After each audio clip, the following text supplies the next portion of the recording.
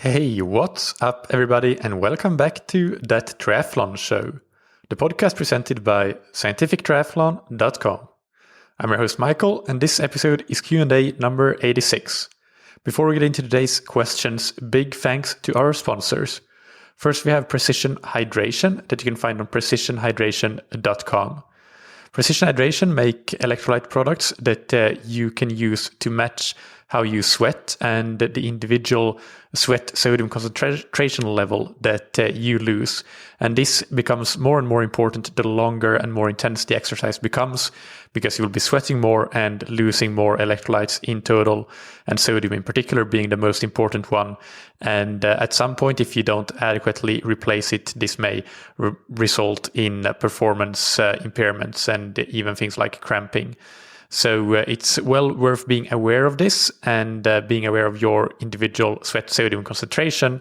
Precision Hydration has created an online sweat test that you can use to get a good ballpark estimate for how much sodium you lose in your sweat. And it's absolutely free, takes just a few minutes to complete, and it can be found under the tab Free Hydration Plan on precisionhydration.com. You can get 15% off your order with the promo code ThatTriathlonShow15 if you decide to order any of Precision Hydration's products. And thank you to Roka that you can find on roka.com. Roka are the world-leading manufacturers of wetsuits, tri-suits, swimskins, goggles, high-performance eyewear, and prescription glasses and sunglasses.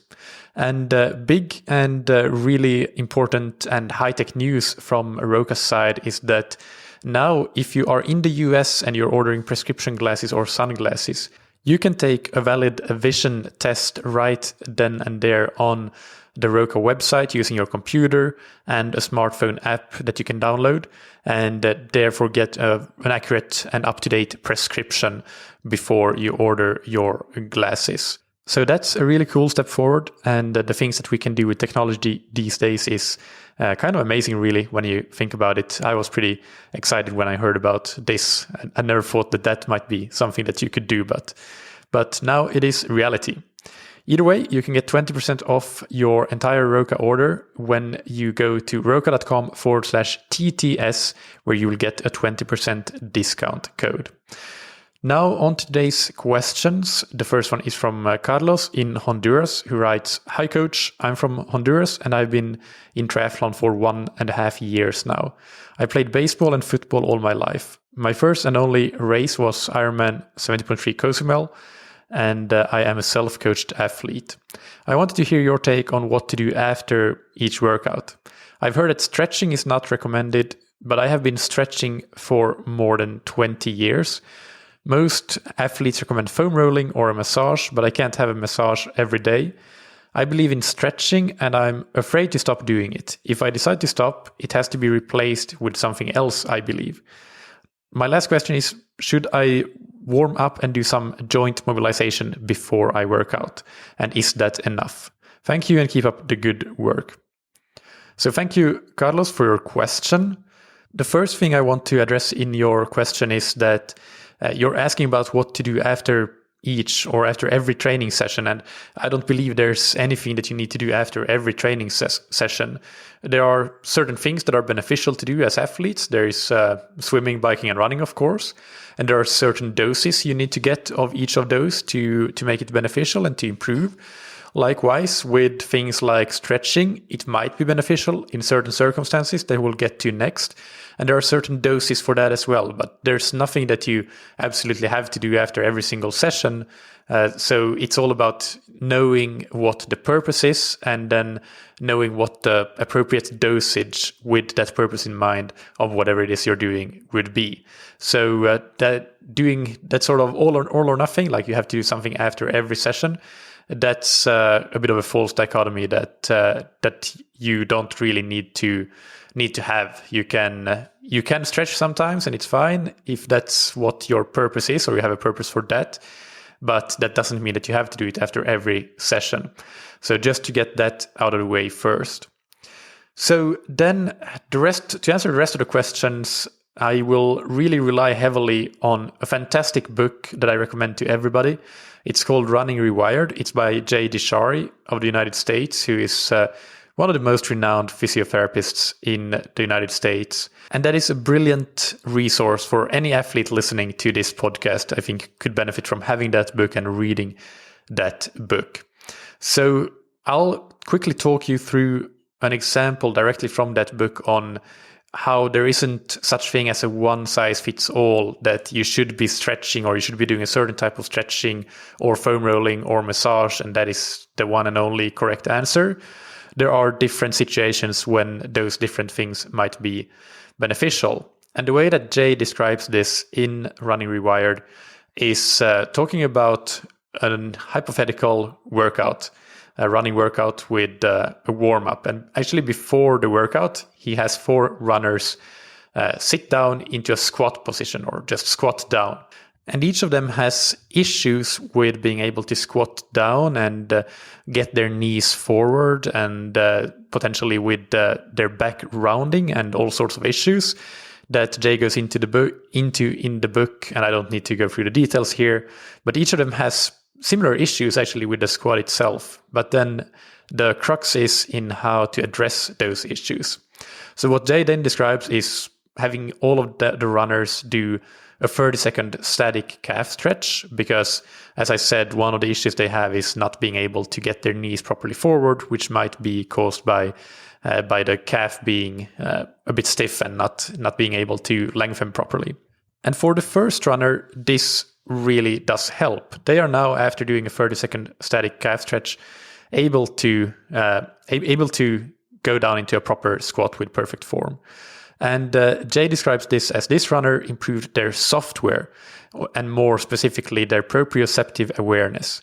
So what happened is that it wasn't the static calf stretch by itself, that it wasn't the fact that it was static that made the difference, but what happened is that this stimulated the circuitry in the muscles, if you will, the Golgi tendon organ and the muscle spindles, and woke them up, and this allowed the joint to move freely once you got that muscle CNS, central nervous system connection, working properly, and the signals from the Golgi tendon organs and the muscle spindle started working.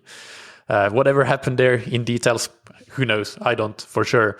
But this issue with the runner was a proprioceptive awareness issue, and just doing work with that joint, which the calf stretch was an example of. That's something that just woke the system up, and now things are working well.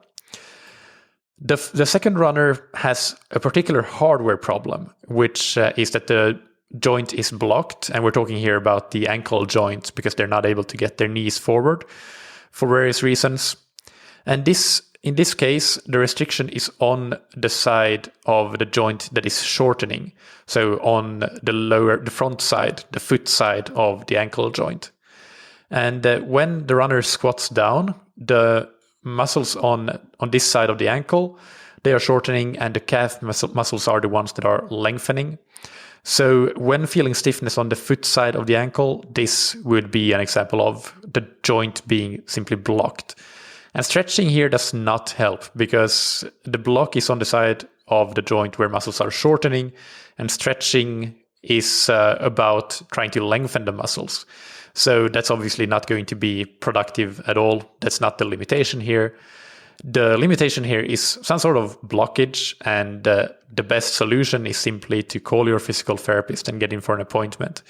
In the book, there are some DIY manual therapy that you can do. So that's also something that is possible in the acute, but definitely if you have a joint block, so a restriction on the shortening side of the joint, then that's a good time to call your physical therapist and schedule an appointment. The third runner also has a hardware problem, but this is with the restriction of the joint being on the other side, on the lengthening side of the joint. And again, we're talking about the ankle joint here. They can't get their knees forward in the squat position. So the calves are the ones that are restricting the joint movement. And this is the example where doing some stretching, including static stretching, is going to be beneficial. Static stretching can help reduce or eliminate even the acute restriction of the joint. But if you have chronically tight or shortened muscles, that you want to lengthen, then what Jay says in the book is that research shows that it takes holding a stretch for 3 minutes, 4 to 5 days a week for about 10 weeks to physically lengthen the muscle tissue. So if you really have short muscles and this is limiting your joint movement in some way that is not going to be that you want to correct, then that is what you need to do. You need to do static stretches that are long, not just 20 seconds or 30 seconds or 1 minute. They need to be 3 minutes long. You need to be doing that 4 to 5 days per week, and you need to do that for 10 weeks. So in that case, yes, it makes sense to stretch after pretty much every workout you do, or at least once per day. But this is a particular case. This is only one of the situations. This is when you have some sort of mobility issue that is caused by the side of the joint where the muscles are lengthening. So again, the ankle joint is just one example. You could take the knee joint and the hip joint and whatever joint you want, the shoulder joint, and come to the analogous conclusions of when you might need to do stretching. Now going on to the fourth runner and the final runner, they also have a hardware problem, but this is a restriction in their fascia or their connective tissue around their muscle tissue. And this sort of restriction can occur from higher than normal training loads, which may lead to scar tissue development. And as the fascia is repairing itself, the normal quote-unquote slide and glide functionality of the muscles and the surrounding connective tissue is not working properly. Stretching will not help if this is your problem, because what needs to happen for the normal joint mobility to return is that the fascia needs to rearrange itself back into a linear tissue arrangement. It does not need to elongate. That's not what the problem is here. What does help to remove this restriction or to try to start to revert it is foam rolling on a foam roller, or using a lacrosse ball, a tennis ball, or massage. So that is the third hardware problem, and I'm going to summarize all the 4 runners and the 4 problems we had. So starting with static stretching, that is what would be beneficial if you have shortened muscle tissue which causes restriction of a joint on the side of the joint where the muscles are lengthening. In other words, you lack flexibility on the back side of a joint. If this is not your problem, then static stretching won't really be beneficial at all for you, and I would not recommend doing it, not because it's necessarily dangerous, but you need to do it after the workout, mind you, not before, and not when your muscles are cold. But there's just no point unless you fall in that specific category of a joint limitation. Dynamic stretching, on the other hand, is a great way to wake up your proprioceptive awareness. So this is something to do before a workout. This means that the Golgi tendon organs and the muscle spindles are getting activated and get ready so that once you are in the workout and in the main set of a workout, you can really perform to your maximum potential because you have that proprioceptive awareness and you don't have any software limitations around your joints. So this is something that I think that is beneficial to do even if you feel good, but especially if your joint feels generally a bit tight, this can be a good thing to do. If you have restrictions on the side of a joint that is shortening, so on the front side of a joint, then physical therapy is recommended. And finally, if you feel restrictions around your joint that feel like they might be from soft tissue damage, perhaps resulting from an increase in acute training load, in that situation, some sort of body work with, for example, a foam roller or lacrosse ball, or going and see a massage therapist, that would be the way to go. So what this means for you and your question is, I think that dynamic stretching before running and swimming is always beneficial, as I said, in particular if you're going to do intensity. Static stretching, I only recommend doing if you know that you have a muscle that would benefit from lengthening. And in that case, remember, 3 minutes per day, 5 days per week, 10 weeks. And that's 3 consecutive minutes, holding a stretch for 3 minutes. I do recommend getting on the foam roller and or a lacrosse ball a couple of times per week, generally speaking. It could be more, and more could definitely be useful. You only need to spend a few minutes just to try to keep the fascia from getting stuck. And this is especially important for athletes that train at higher volumes, but also for athletes that might be just not used to the current training load that they're trying to. So you're trying to increase your training load perhaps. Also, if you can see a massage therapist once or twice per month, that is absolutely fantastic. I generally do this myself, or at least I did before COVID-19. And I'll probably resume that habit as soon as we are in more normal circumstances again. But for now, that's on pause.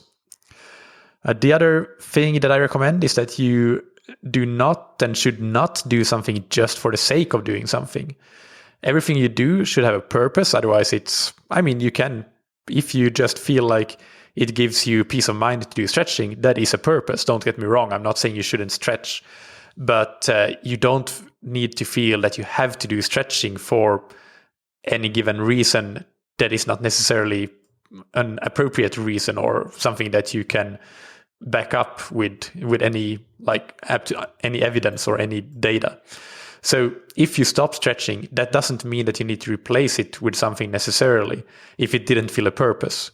If it did fill a purpose, then yes, you might need to replace it with something. But then again, static stretching has one purpose, and that is to work on lengthening the muscle tissue. And there really isn't anything else that can replace that. So if you do something else, then it serves a different purpose. So you should figure out what your individual needs are. And the best way to do that, I think, is to go and see a physical therapist a couple of times per year, just for a routine checkup. And it should be routine but thorough.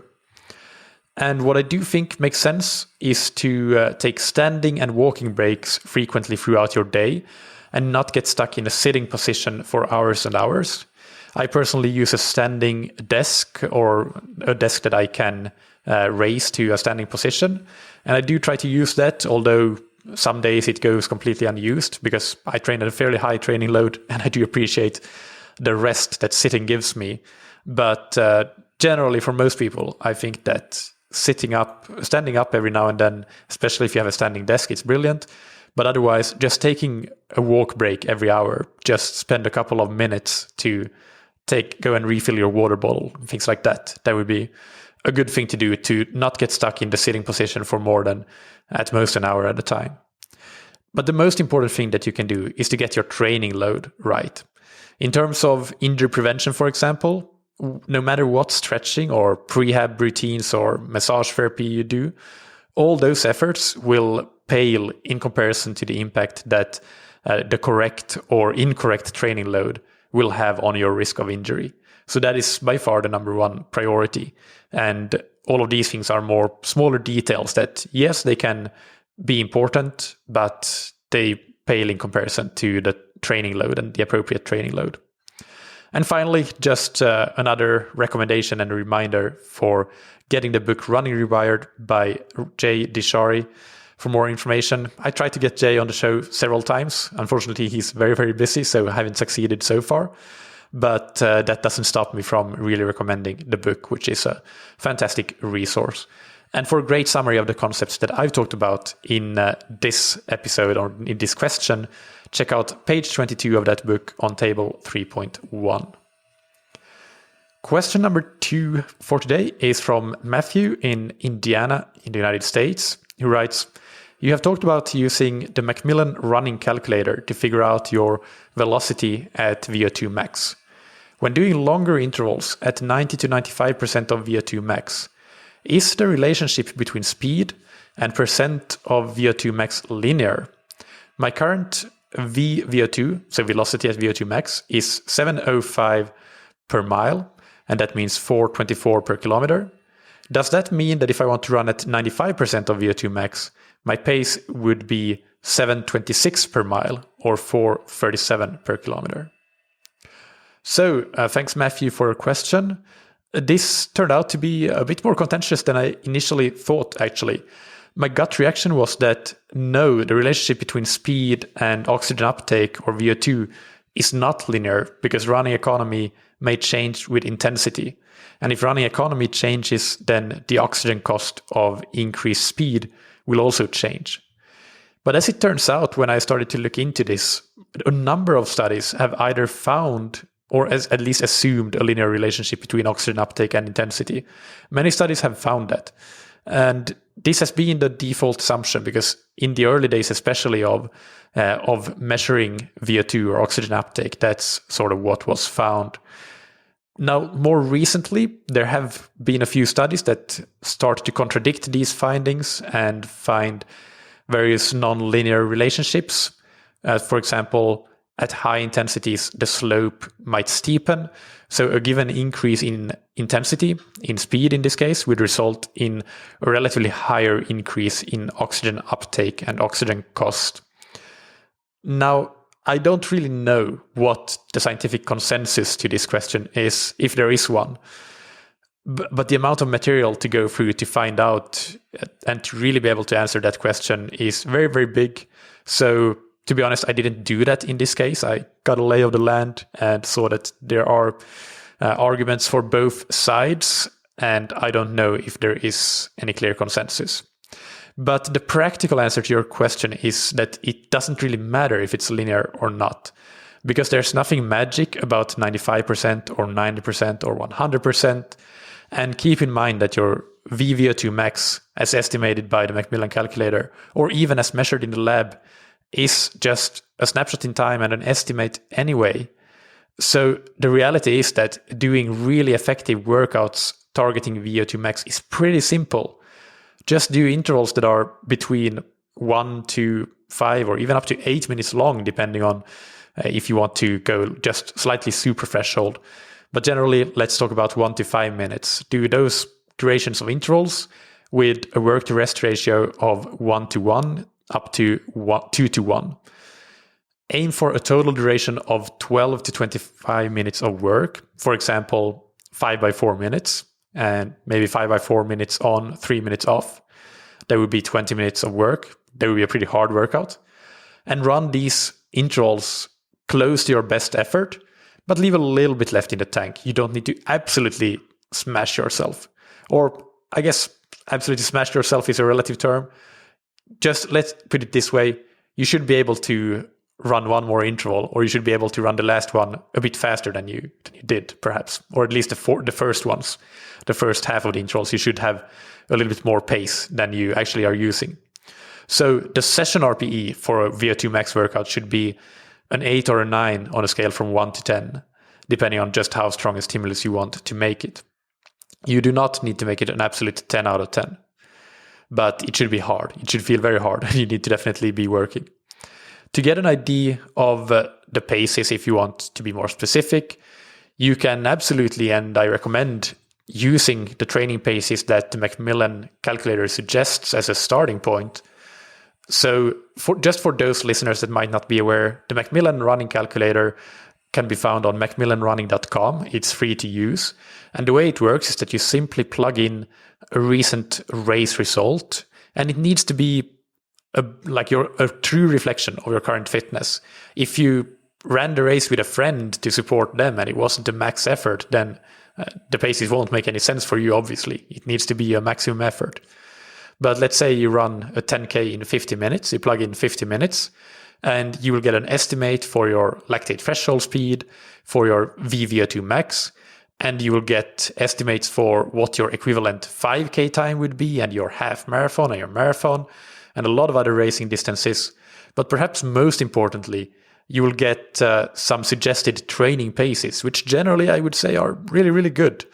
So a number of different types of workouts are listed there, everything from recovery to endurance to tempo to threshold to VO2 max, and even better, the VO2 max intervals, which go under the terminology of speed. It doesn't say VO2 max on the training pages page, but it says speed.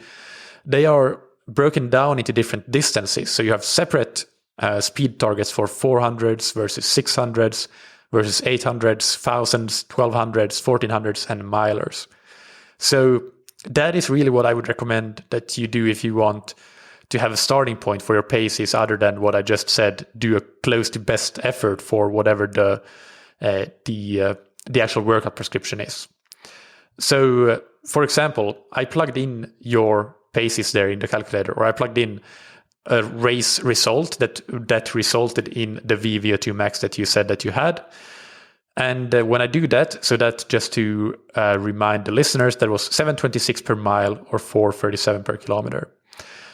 If we're talking about in mile pace here, 7:26. When I look at the suggested paces for your 400 meter intervals, the Macmillan calculator suggests that your pace should be between 6:54 to 7:17. So actually the high end there, or the fast end, is faster than your VVO2 max because these intervals are pretty short. So, and even the low end is faster than VVO2 max. So you're at 100 something percent of VO2 max, up to maybe 110%. And where in this range between 6:54 to 7:17 you should run, that will depend on how you feel on the day, how many intervals you're doing, and how long and short the recoveries are. There's no point giving a single number because the body doesn't work that way, training doesn't work that way. So 6:54 to 7:17 is an appropriate range, and then you need to solve the equation of that workout, as Dr. Steven Seiler puts it. And I do like that analogy. You have a training prescription, and you are the one that solved the equation for that training prescription. To take the example from the other end of the spectrum, if you are to go and run mile repeats, which at your speed, I wouldn't recommend for VO2 max workouts. I would probably say that 1000s are the absolute longest that I would give you for VO2 max intervals.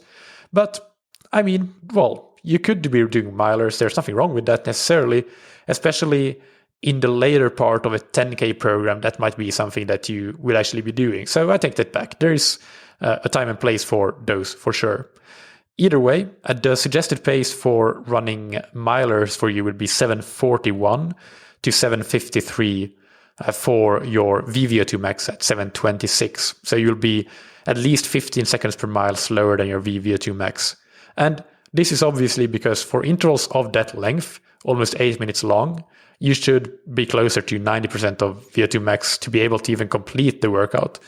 But the idea there with doing long intervals like that is that you hopefully will still elicit something close to VO2 max because you are running for such a long time and you're still running at above your threshold pace. So that is my answer to your question, and I hope that this helps, even if I can't definitively answer your original question about whether the relationship is linear or not. My gut feeling, and based on the research that I saw, that there is some research suggesting that it's nonlinear, is still that it is nonlinear, but who knows? At the end of the day, as I said, in practical terms, it doesn't matter at all. That's it for today. Thank you for your questions, Carlos and Matthew, and keep sending in questions to all you listeners. My email address is michael@scientifictriathlon.com, and that's Michael with a K. And as I've mentioned on a couple of recent Q&As, I really appreciate getting practical application questions, getting questions from beginners, and so on. Those are among the most important questions that we can answer because there are so many beginners that are listening to this podcast. I know this from surveys that I've done in the past and from reviews of the podcast coming in. So I really do want to make an effort to make those a bit more prominent on the Q&A episodes than they have been. And the first step of doing that is to actually get those questions in the first place. I'll link to the resources mentioned, including the Macmillan running calculator and the Running Rewired book, in the episode description. Thank you to our sponsors, Precision Hydration, that you can find on precisionhydration.com. Go and take their free sweat test and get 15% off your order of electrolyte products with the promo code THATTRIATHLONSHOW15. And thank you to Roka that you can find on roka.com. Check out their wetsuits, tri-suits, swimskins, goggles, high-performance eyewear, and prescription glasses. Remember that if you are US-based, can now do online, computer-based vision tests to get an updated prescription. And everybody can get 20% off their Roka order with the discount code that you can get on roka.com/TTS. Thank you, as always, for listening. Keep training smart and keep loving triathlon.